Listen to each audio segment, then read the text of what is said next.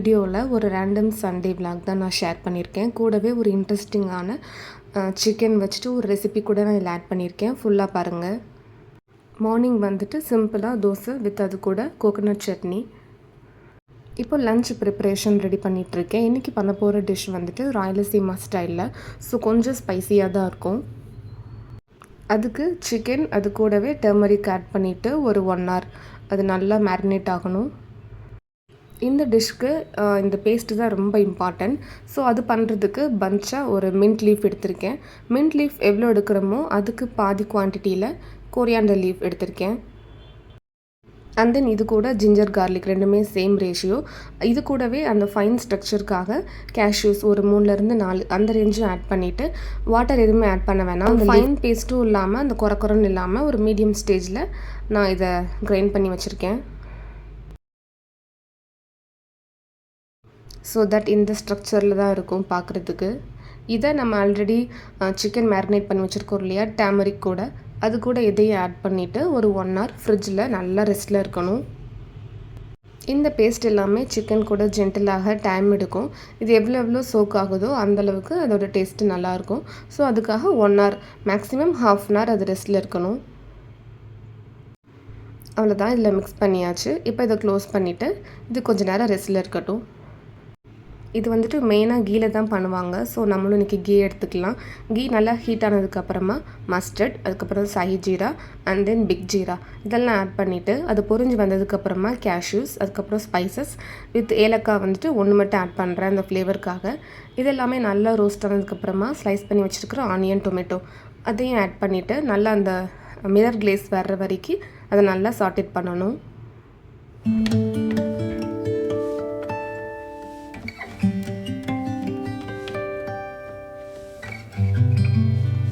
அந்த onion tomato ஒரு 50% cook ஆனதுக்கப்புறமா நம்ம மேரினேட் பண்ணி வச்சுக்கிற சிக்கனையும் ஆட் பண்ணிவிட்டு வாட்டர் எதுவுமே ஆட் பண்ணாமல் அதை ட்ரையாகவே நல்லா ரோஸ்ட் பண்ணணும். ஸோ தட் இந்த வாட்டர்லேயே அது நல்லா குக் ஆகிடும். நம்ம எக்ஸ்ட்ராவே ஆட் பண்ண வேணாம். இப்போது சிக்கன் ஓரளவுக்கு குக் ஆனதுக்கப்புறமா ஸ்பைஸ் பவுடர், அதாவது சில்லி பவுடர், கொரியாண்டர் பவுடர், கொஞ்சமாக கியூமின் பவுடர், அதுக்கப்புறம் பிஞ்ச் அந்த ரேஞ்சில் கரம் மசாலா இதெல்லாமே ஆட் பண்ணிவிட்டு ஒரு 80% குக் ஆனதுக்கப்புறமா சால்ட் ஆட் பண்ணியிருக்கேன்.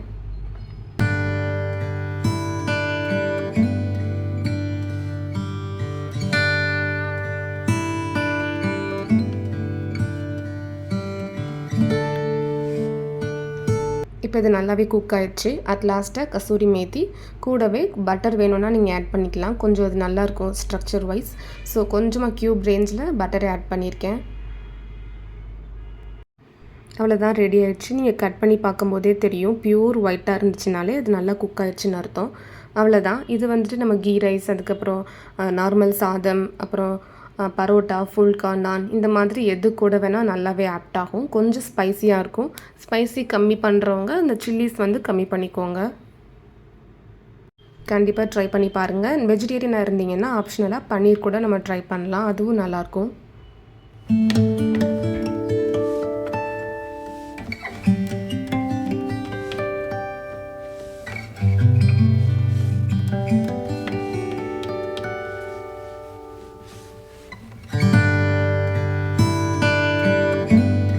இன்றைக்கி ஈவினிங் டீ டைம் ஸ்நாக் எதுவும் பண்ணலை. சரி வெளியில் ட்ரை பண்ணலான்ட்டு.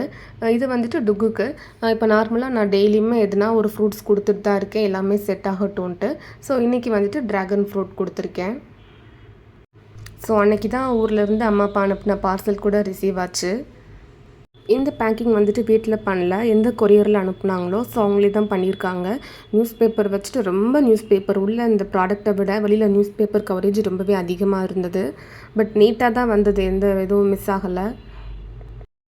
இது வந்துட்டு பனங்கல்கண்டு. இது வந்துட்டு 1 year வரைக்குமே எனக்கு இங்கே வரும். இங்கே இது கிடைக்காது.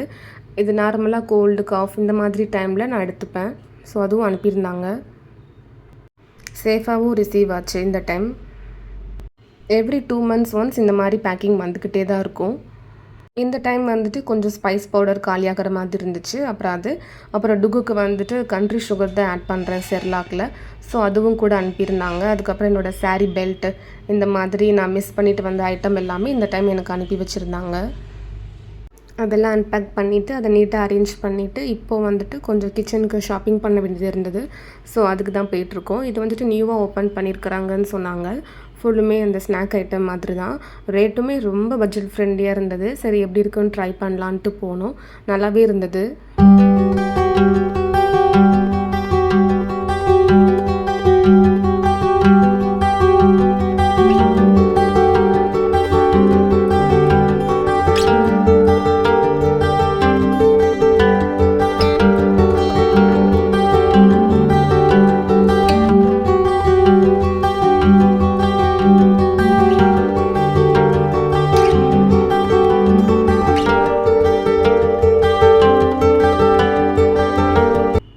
ஒரு சின்ன ஆம்பியன்ஸ் அந்த ஸ்பேஸ் தான், பட் எல்லாமே நீட்டாக இருந்தது.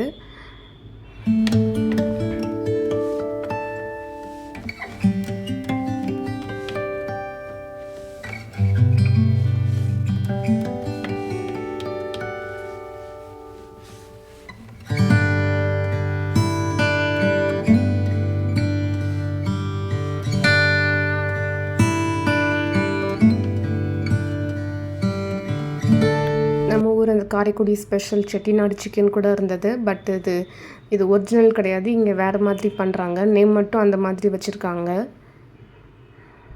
ஃபர்ஸ்ட்டு பில் பண்ணிவிட்டு அதுக்கப்புறம் தான் நம்ம அந்த இது ரிசீவ் பண்ண முடியும். ஓவராலாக நல்லா தான் இருந்தது.